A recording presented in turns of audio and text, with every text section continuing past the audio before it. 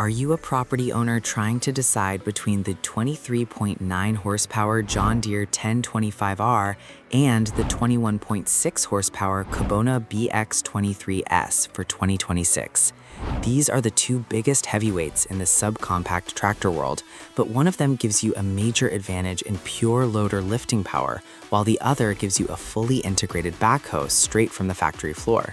Today, we are looking at the exact 2026 engine specs, lifting capacities, control layouts, exterior build details, and real-world pricing, so you know exactly which machine belongs in your garage.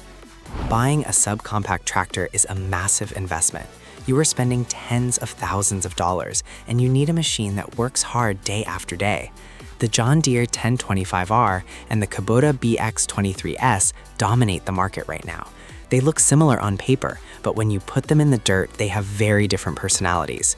We are going to compare them category by category, from the engines hiding under the hoods down to the tires touching the ground, to see how they actually perform when you push them to the limit. Let us start with the engines, because the engine is the beating heart of your tractor. Both of these machines use reliable 3-cylinder diesel engines, but the numbers are different. The John Deere 1025R comes with a Yanmar diesel engine that pushes out 23.9 gross horsepower.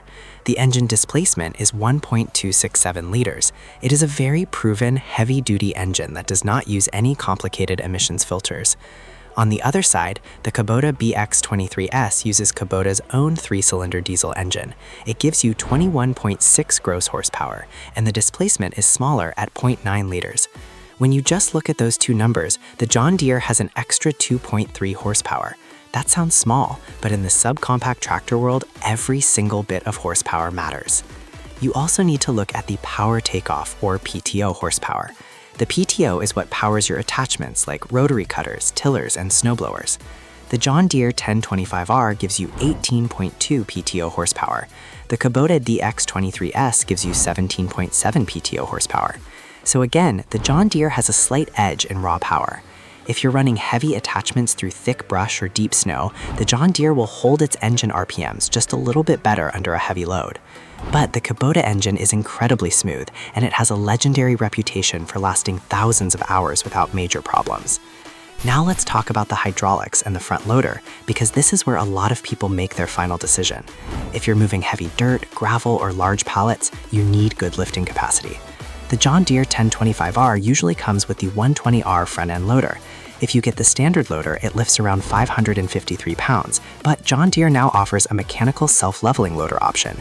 If you upgrade to that mechanical self-leveling loader, your lift capacity jumps up to 726 pounds. The total hydraulic pump flow on the John Deere is 6.3 gallons per minute. That gives you fast loader movements and plenty of muscle to break into a heavy pile of topsoil.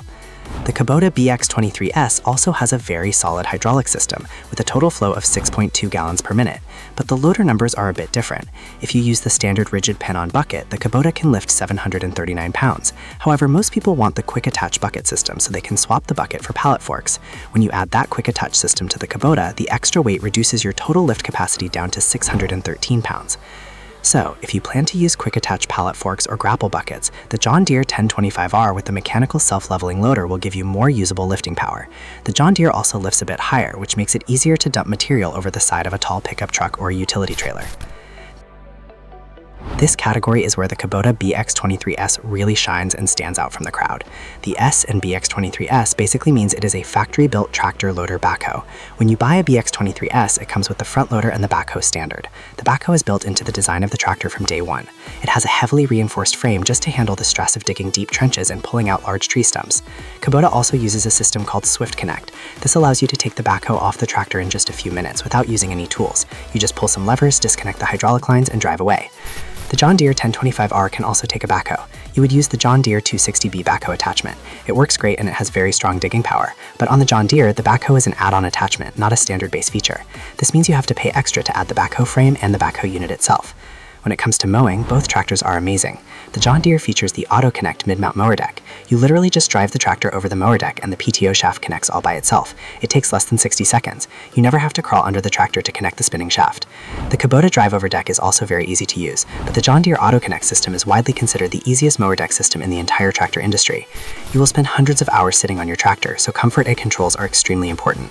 Both tractors use a 2-range hydrostatic transmission. This means you don't have to shift gears. You just press a pedal to go forward and press a pedal to go reverse. It is as easy as driving an automatic car. But they design their pedals very differently. John Deere uses a twin-touch pedal system. You get 2 separate pedals sitting side by side on the right floorboard. One pedal is for forward, and the pedal right next to it is for reverse. It is very natural to use. Kubota uses a treadle pedal system. It is one large pedal. You press your toe down on the front to go forward, and you press your heel down on the back of the pedal to go in reverse. Some people love the Kubota treadle pedal because you can rest your whole foot on it. Other people find the John Deere twin-touch pedals much easier to use, especially if you are doing a lot of back-and-forth loader work. For the seats, both brands give you premium options. The John Deere 1025R has a deluxe suspension seat with thick armrests. It absorbs bumps very well. The Kubota BX23S also has a great seat, but it has a special trick. Because the Kubota is a dedicated backhoe machine, the seat actually spins completely around. You just pull a lever, spin the seat backwards, and you are ready to operate the backhoe. It saves a lot of time. When you look at the outside of these tractors, you will notice a big difference in the materials they use. Kubota believes in heavy metal. The hood on the Kubota BX23S is made of solid steel, and the fenders are made of solid steel. This makes the tractor feel very traditional and tough. However, if you drop a heavy branch on a metal hood, it will dent. And if you scratch the paint, the metal can start to rust over time. John Deere takes a different approach. The hood and the fenders on the John Deere 1025R are made of a heavy-duty industrial polycarbonate plastic. Some people hear the word plastic and think it is cheap, but this is the same material used to make bulletproof glass. It is incredibly strong. If you hit the John Deere hood with a hammer, it just bounces right off. It will never dent and it will never rust. Both tractors come with 4-wheel drive as a standard feature, and they both have power steering. The John Deere 1025R is a little bit wider and has a slightly longer wheelbase. The wheelbase on the John Deere is 57.1 inches. This gives the John Deere a wider stance, which makes it feel a little more stable if you are driving across a steep hill or uneven ground. The Kubota is slightly more compact, which makes it very easy to squeeze through tight gates or small barn doors. Price is always the final deciding factor. Because of inflation and new 2026 pricing updates, these machines are significant investments. If you go to a John Deere dealer to buy a 1025R with just the 120R front loader, you will spend around $19,000 to $20,000. But remember, that price does not include the backhoe. If you want to add the 260B backhoe to the John Deere 1025R to make it a full tractor loader backhoe, your total price will jump up to around $30,000 to $32,000. The Kubota BX23S has a very strong value proposition because the backhoe is included in the base design. You can often buy the complete Kubota BX23S package, which includes the tractor, the loader, and the backhoe, for around $23,000 to $25,000, depending on the dealer and current factory rebates. So if your main goal is to own a backhoe for digging trenches or removing stumps, the Kubota BX23S will save you thousands of dollars compared to a fully loaded John Deere. However, if you do not really need a backhoe, and you just want a tractor for mowing, lifting heavy pallets, and moving snow, the John Deere 1025R gives you more horsepower, more lifting capacity, and the ultra-convenient Auto Connect mower deck. To sum it all up, the John Deere 1025R and the Kubota BX23S are both amazing 2026 machines, but they are built for different buyers. You should choose the John Deere 1025R if you want maximum engine power, heavier loader lift capacity with the quick attach system, the easiest mower deck connection in the world, and a rust-proof body. It is the ultimate property maintenance workhorse. You should choose the Kubota BX23S if your main focus is dirt work and digging. Getting a fully integrated factory backhoe at a much lower total package price makes the Kubota an incredible value. The metal construction is classic and tough, and the Kubota diesel engine will run forever. You really cannot make a bad choice. It just depends on what kind of work you need to do in your backyard. Subscribe to the channel so you never miss our next tractor review.